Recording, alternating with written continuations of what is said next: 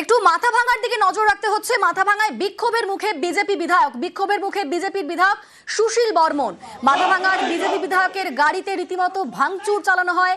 বিধায়কের রক্ষীর সঙ্গে ধস্তাধস্তি বিক্ষোভকারীদের। যে ছবি আপনাদের এই মুহূর্তে দেখাচ্ছি, মাথা ভাঙায় বিক্ষোভের মুখে বিজেপি বিধায়ক সুশীল বর্মন। বিধায়কের গাড়ি ভাঙচুর করা হয়েছে এবং বিধায়কের রক্ষীর সঙ্গে রীতিমতো ধস্তাধস্তি বিক্ষোভকারীদের। আমাদের সঙ্গে এই মুহূর্তে রয়েছেন প্রতিনিধি রাজেশ, কারা বিক্ষোভ দেখালো, কি নিয়ে বিক্ষোভ, কি খবর পাচ্ছে?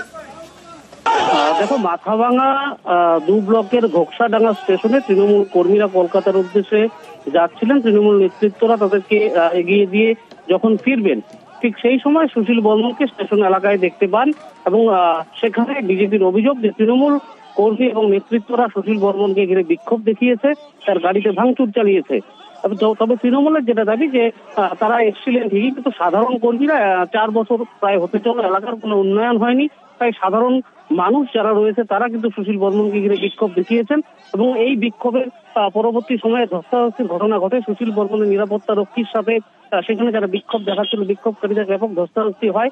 সুশীল বর্মনের গাড়িও ভাঙচুরের অভিযোগ ওঠে তৃণমূল কর্মীদের বিরুদ্ধে এবং যেটা পরবর্তী তৃণমূলের যেটা দাবি যে সাধারণ যারা বিক্ষোভ দেখাচ্ছিল, সাধারণ মানুষ, তাদের উপর আক্রমণ করা হয়েছে, বেশ কয়েকজন জখম হয়েছে। এই ঘটনাকে কেন্দ্র করে কিন্তু উত্তেজনা রয়েছে এলাকায়। ঘোকসাডাঙ্গা থানার প্রচুর পুলিশ বাহিনী ঘটনাস্থলে রয়েছে। বেশ।